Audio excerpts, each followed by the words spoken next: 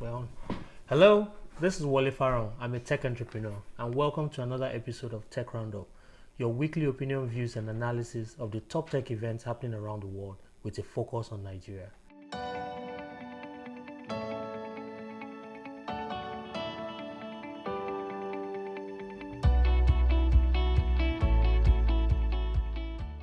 On Tech Roundup today, we review Huawei's announcement about Harmony OS. We'll talk about the streaming war with Netflix, Disney, and Showmax, and we review a hacker's iPhone cable that could hijack your computer. Let's get started.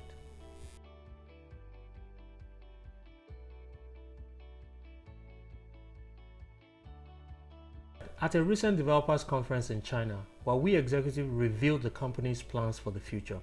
The CEO unveiled the new Huawei operating system called Harmony OS, stressing that Harmony is not a mobile phone system to replace Android, but rather is designed to work on all devices from tablets to phone to smartwatches and cars. And the fact that it's open source means that Harmony can be adopted by third-party manufacturers who wants to ensure that their IoT devices can talk to others. While it's confirmed that current devices will be able to receive the next version of Google's phone operating system called Android Q, it's not yet clear what will happen in the future. So developing a new operating system that doesn't rely on an American software, in this case Google's Android, could be a wise way for the company to be prepared while the sanctions from the US government are still in place. While Huawei is very clear that it doesn't want to abandon Android, saying it wanted to keep working with its American partners, it is clear that a switch to Harmony will be a great plan B for the company if the trade war persists or degenerates further.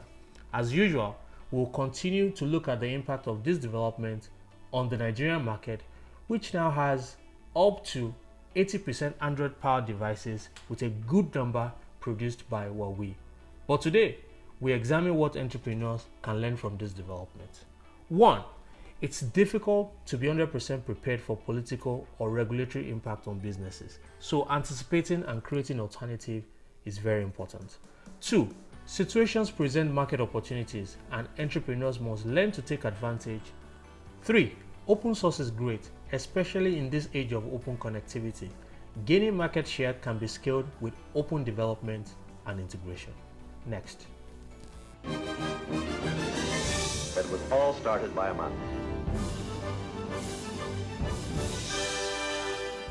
Content giant Disney announced recently that when Disney Plus launches, it will price a $12.99 bundle that brings its streaming service, ESPN Plus, and Hulu together.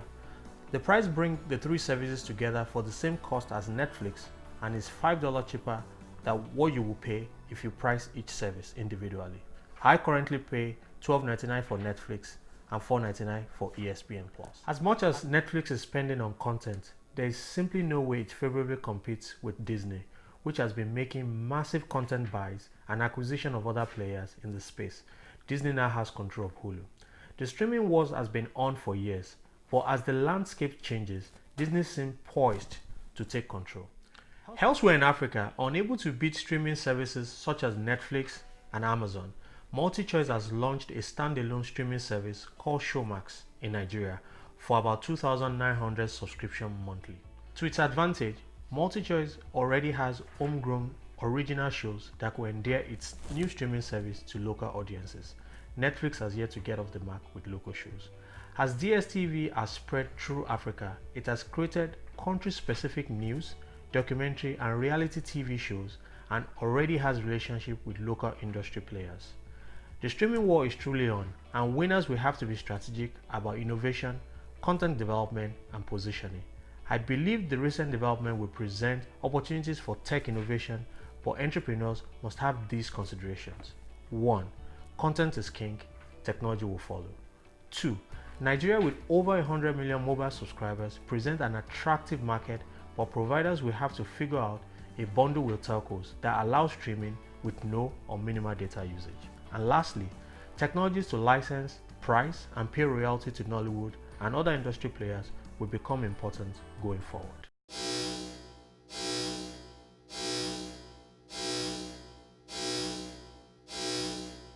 Most people don't think twice about picking up a phone charging cable and plugging it in, but a hacker's project wants to change that and raise awareness about the inherent dangers. A hacker took an innocent looking Apple USB Lightning cable and rigged it with a small Wi-Fi enabled implant, which when plugged into a computer lets a nearby hacker run commands remotely. This cable, called the OMG cable, looks and works almost exactly as the iPhone charging cable. But all that has to be done is swap out the legitimate cable for the malicious cable and wait for an unsuspecting target to plug it into their computer. From a nearby device and within Wi-Fi range, an attacker can seamlessly transmit malicious information onto the computer. Once plugged in, an attacker can remotely control the affected computer by sending realistic looking phishing pages to a victim screen or remotely lock a computer to collect user's password when the user logs back in. This experiment was focused on an Apple cable, but the implant can be used in almost any cable and against most targets. Be careful the next time you pick up a charging cable and plug it into your computer. This week, we introduce our opinion poll and ask if you think Google 100 will be impacted by the introduction of HarmonyOS. To participate, please click on the poll on Twitter at TechRoundup1.